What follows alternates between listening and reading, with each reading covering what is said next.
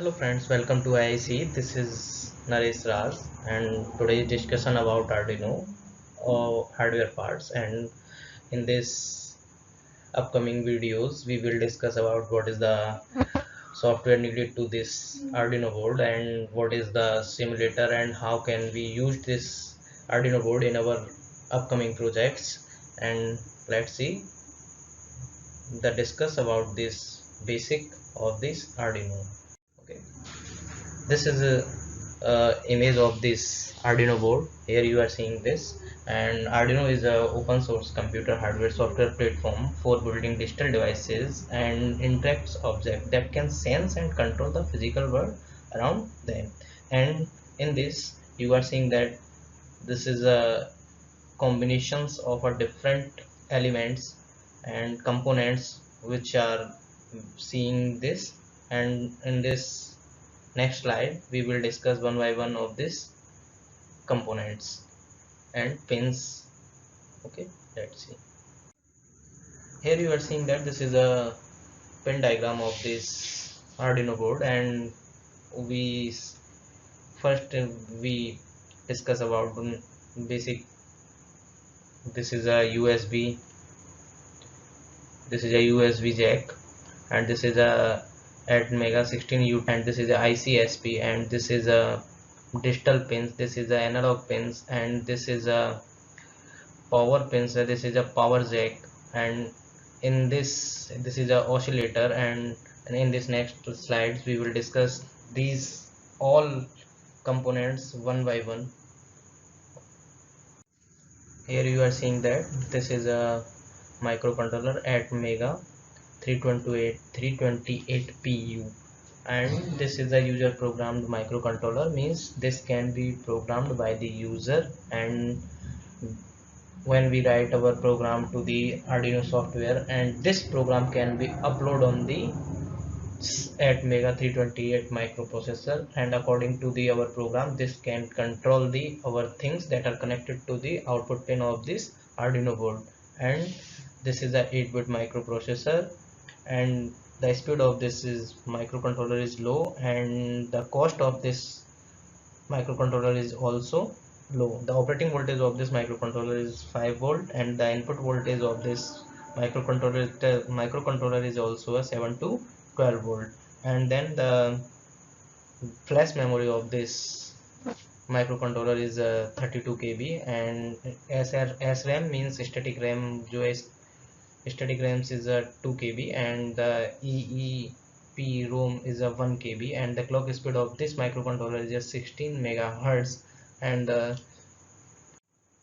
now we will discuss about this Atmega 16U2 microcontroller. This is not a user programmed microcontroller, and on this Arduino board this acts as a bridge between the computer's USB port and the main processor's serial port. Previous version of the Uno and Mega 2560 had a Atmega 8U2. It runs software called firmware, so named because you couldn't change it once, and it had been programmed in the chip, and that can be updated through a special USB protocol that called a DFU, means device firmware update. Means this can be programmed by the user, and this controls the communication between the USB port and this microcontroller that are Atmega 328PU. And this is a interfacing microcontroller which interface between the USB port and this microcontroller, and we can say that this is a communication medium between the two elements. As you see this is our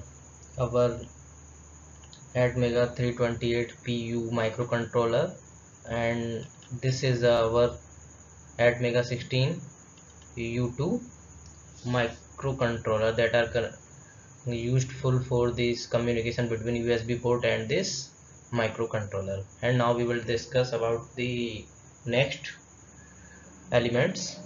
Power. Every Arduino board needs a way to connect it to a power source. The Arduino Uno can be powered by the three ways. First, this is a barrel jack power input.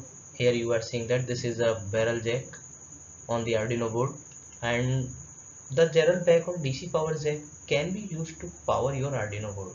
And the barrel jack is usually connected to a wall adapter. The recommended voltage for the most Arduino model is between 6 and 12 volts. And next, the power is V input pin, and here you are seeing that this is a pin here on the Arduino board. This is a V input pin. Here this is a power input pin. This pin is used to power the Arduino board using an external power source. The voltage should be within the range mentioned above. And next is a USB cable. When we are not giving a power with the help of barrel jack and the power input, and then we can give a power to the Arduino board with the help of USB cable. When connected to the computer, provides 5 volts at 500 milliampere. Then till to 5 volt we can provide the voltage to the Arduino board with the help of USB cables, and that are connected to the USB port. Okay, next. And now we will discuss about the pins of this Arduino board. The pin on Arduino are the places where you connect wires to construct a circuit, probably in conjunction with a breadboard and some wires. The Arduino has several different kinds of pin, each of which is labeled on the board and used for a different function. Pin voltages are controlled by a sketch. Pin voltages are read by a sketch, and pins are interfaced to the microcontroller, and pins are wires connected to the microcontroller. And here first we will discuss about the ground pin, and this pin are used to the ground to the circuiting. Means to provide the circuit ground, we used this pin, ground pin. Here you are seeing that this is a ground pin on this our Arduino board. And next is a 5 volt. This pin provides a 5 voltage to the circuits. And next is the analog pins. These pins are for reading analog voltage value from the sensors and convert them into a digital value that can be read in the Arduino Uno. There are 6 analog pins labeled A0 to A5. Here you are seeing that this is the analog pins. On this analog pins we can connect our sensors that provides the input to the our Arduino board, and this analog pins data connected to the microcontroller, and microcontroller connected to the our other parts of this Arduino board. And now we will discuss about the digital pins, and these are pins for the digital input and reading the state of the switch, and digital output controlling the LED.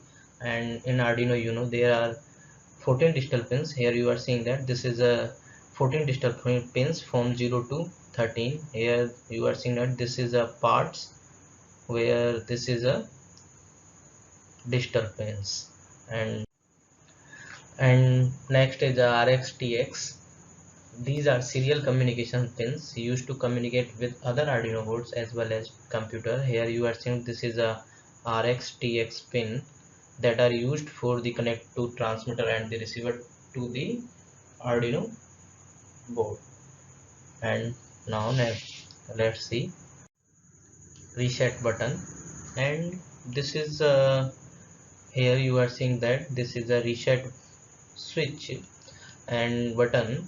This button is used to restart the code that is loaded on the Arduino. Means that program we have loaded on this microcontroller. If we want to reset this and if we want to upload other programs, then first we will have to reset this microcontroller, and then we can upload our program to the microcontroller.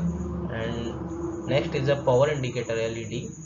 The LED should light up whenever you plug your Arduino into a power source. If this light doesn't turn on, there is a good chance something is wrong. Means there is a power indicator LED which shows a power is connected to the our Arduino board or not. If power is not connected to the our Arduino board, then the blink LED will be turned off, and the when the power is connected, then the LED will be on. Then that's mean this indicates the power to the power connected to the our Arduino board. And this is a RxTx LED. Here you are seeing this is a RxTx LED. This gives some nice visual indications whenever our Arduino is receiving or transmitting data on the RxTx pin.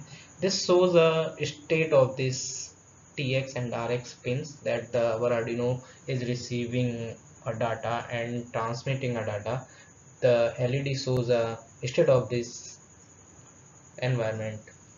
And next pin is a 30. This is a LED pin, and at this pin we can connect our LED. And Arduino Uno has an inbuilt LED connected to digital pins 13. Whenever the pin is high, LED lights up, and what is when it is low, and then LED is off. Conclusion: you have to remember this terminology. We use these many times in coming lesson. What is the hardware parts of this our Arduino board, and in this next video we will discuss about the software parts that are necessary to the operate of this Arduino board. And let's see our next part of this series.